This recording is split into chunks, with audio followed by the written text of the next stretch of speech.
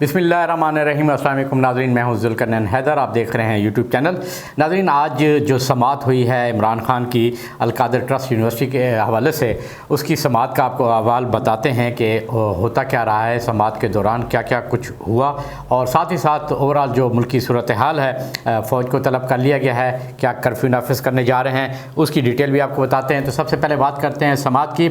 आज समाअत शुरू हुई तो जो डिप्टी प्रोसिक्यूटर जनरल हैं नैब के सरदार मुज़फ़्फ़र अब्बासी, उनकी जानिब से दरख्वास्त जो है वो जमा कराई गई एहसाब अदालत में, और जज मोहम्मद बशीर, उनको कहा गया कि जी 14 रोज़ का जिस्मानी रिमांड लें, हमने इनसे तफ्तीश करनी है। तो अदालत ने कहा कि जी पहले दलाइल सुन लेते हैं, फिर उसके बाद इस पर फैसला कर लेते हैं। तो इमरान खान की जानिब से ख्वाजा हारिस जो हैं, अली बुखारी थे, बैरिस्टर अली गौर थे, वो पेश हुए और ख्वाजा हारिस ने अपने दलाइल भी दिए हैं। उन्होंने कहा जी जिस केस की ये बात कर रहे हैं वो एक इमारत की बात है, इमारत बनी हुई है ज़मीन पर और वहाँ पर मुफ्त तालीम जो है वो दी जाती है। मुफ्त तालीम देना कोई जुर्म नहीं है। और ट्रस्टी के हवाले से जो बात की गई है कि वो जो लीगल होते हैं और पब्लिक ऑफिस होल्डर ना हो, तो Imran Khan public office holder भी नहीं है। तो उस पर जो है डिप्टी प्रोसिक्यूटर ने कहा कि नहीं, हमने तफ्तीश तो करनी है। तो इमरान खान ने कहा जी मुझे मौका दिया जाए बात करने का। तो जज ने कहा जी आप भी बात करें। तो इमरान खान ने कहा कि जब मुझे ये गिरफ़्तार करने आए तो इन्होंने मुझे हरासा किया, शीशे तोड़े, और उस वक्त मुझे वारंट गिरफ़्तारी नहीं दिखाए गए। इनसे पूछा भी गया, कहा गया कि वारंट गिरफ़्तारी आप दें, लेकिन मुझे वारंट गिरफ़्तारी नहीं दिखाए गए। इस पर जो है डिप्टी प्रोसिक्यूटर वो फिर बोले, उन्होंने कहा जी कि इमरान खान गलत बयानी कर रहे हैं, हमने गिरफ़्तारी से पहले ही उनको वारंट गिरफ़्तारी दिखा दिए थे। तो फिर इमरान खान इस पर बोले, उन्होंने कहा जी जब मुझे नैब ऑफिस पहुंचाया गया उसके बाद ही मुझे वारंट गिरफ़्तारी दिखाए गए। 24 घंटे से वाशरूम में मैं नहीं जा सका, मुझे वाशरूम नहीं जाने दिया गया। और सबसे बड़ी जो अहम बात उन्होंने एक दफ़ा फिर की है, पहले भी करते रहे हैं, उन्होंने कहा जी कि इनके पास ऐसा इंजेक्शन भी है जिससे बंदा आहिस्ता आहिस्ता मर जाता है। मैं मकसूद चपड़ासी नहीं बनना चाहता। मकसूद चपड़ासी जो कि दुबई में अचानक उनकी मौत हुई थी, तो यही कहा जाता है कि उसको इंजेक्शन लगाया गया था, जिसके बाद उसकी डेथ हो गई थी। और आपको याद होगा कि जो शहबाज शरीफ के ख़िलाफ़ मनी लॉन्ड्रिंग केस है, उस केस में वो अहम आप गवाह कह लें वो थे, को एक्यूज़ भी थे, क्योंकि उन्होंने अपना बयान भी दे दिया था और उन्होंने कहा था कि जो कुछ भी पैसे जो आते हैं वो मैं भिजवाता हूँ, इनके कहने के ऊपर मेरा कुछ नहीं है, लेकिन अकाउंट जो है वो मकसूद चपड़ासी का था। तो इस वजह से इमरान खान ने आज इस बात की भी वो की। लेकिन सबसे बड़ी अहम बात जो है वो की इमरान खान ने, वो ये की कि जी वारंट गिरफ़्तारी GHQ से आए थे।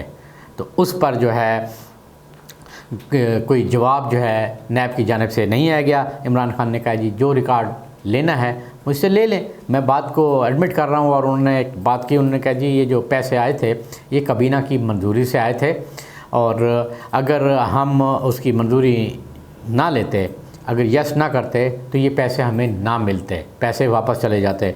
तो 190 मिलियन पाउंड जो हैं, वो जो पैसे हैं वो हमने लिए थे, और अगर इनकार करते पैसे भी ना मिलते, फिर हम चले जाते लिटिगेशन में। और जो बैरून मुल्क हमारी हालत है, हम अक्सर केस हार जाते हैं। और उन्होंने ये भी बताया कि आज तक 100 मिलियन रुपए जो है ना वो हमने खर्च किए हैं और कोई फ़ायदा नहीं हुआ उसके हवाले से। फिर प्रोसिक्यूटर की जानिब से दोबारा जो है कहा गया कि जी आप हमने इस केस के हवाले से तफ्तीश करनी है, शहजाद अकबर हैं उनसे भी तफ्तीश करनी है, इमरान खान की अहलिया हैं उनसे भी तफ्तीश करनी है, क्योंकि ये दोनों भी ट्रस्टी हैं।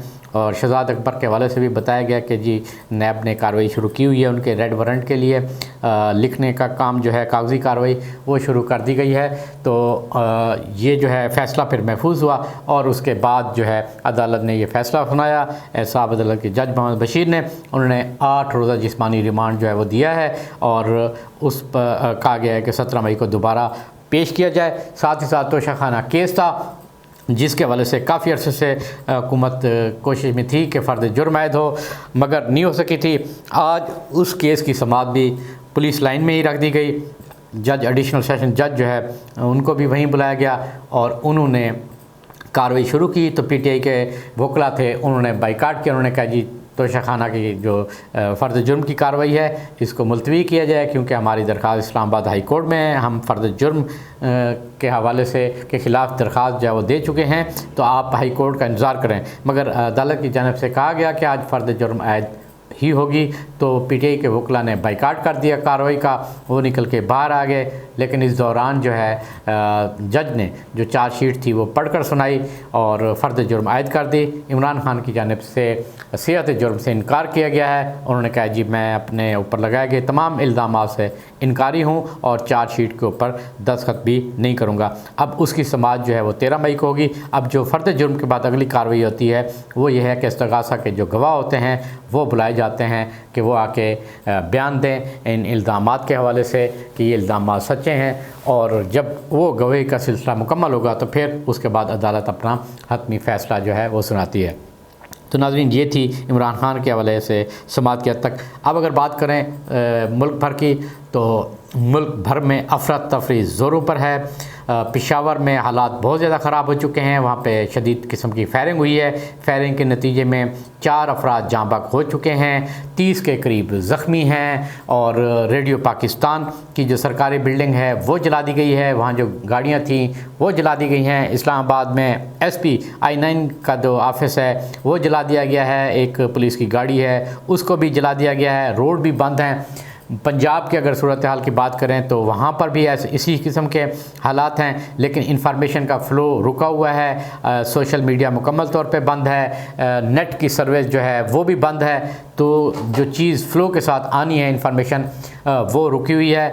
तो फौरी तौर पे वफाकी हुकूमत ने पंजाब हुकूमत की दरख्वास्त पर, KP हुकूमत की दरख्वास्त पर फ़ौज जो है तैनात करने की मंजूरी दे दी है। बाज़ाब्ता जो नोटिफिकेशन है वो जारी हो गया है। इतलात ये भी हैं कि हालात अगर मज़ीद ख़राब हुए तो फिर कर्फ्यू भी नाफिज़ किया जा सकता है। पंजाब के 4 शहरों में बताया जा रहा है कि कर्फ्यू नाफिज़ हो सकता है।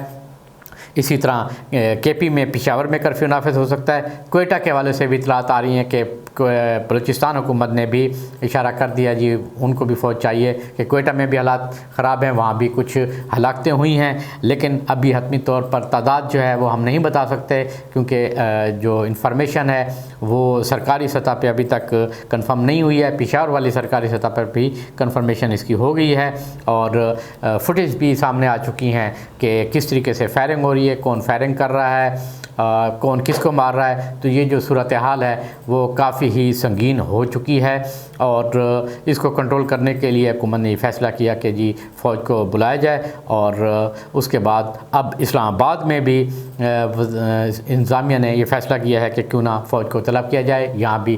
तो इस्लामाबाद में एमरजेंसी की भी जो गूंज है वो भी चल रही है, मगर वो एमरजेंसी कैसे लगेगी, किन हालात में लगेगी, ये अभी कहना, कुछ भी कहना कबल वक्त है। वैसे तो इमरजेंसी के लिए ये हालात इसी तरह ही होते हैं कि हर तरफ जलाओ गिराव है, और अगर 2 से 3 शहरों में कर्फ्यू भी लगे तो मामलात फिर उसी तरफ ही जाएंगे। और इस बात का इम्कान ज़ाहिर किया जा रहा है कि शायद 12 या 13 की रात कर्फ्यू भी लग जाए 2 या 3 दिन के लिए, ताकि सूरत हाल को नॉर्मल किया जा सके, क्योंकि हसास इदारों की इमारतों को भी निशाना बनाया जा रहा है, और इंस्टॉलेशंस को निशाना बनाया जा रहा है, गाड़ियों को निशाना बनाया जा रहा है। यानी जहाँ जो जो चीज़ सामने आती है ये मामला चल रहे हैं। कौन क्या कर रहा है, कौन किसके लिए काम कर रहा है, कुछ किसी को पता नहीं है।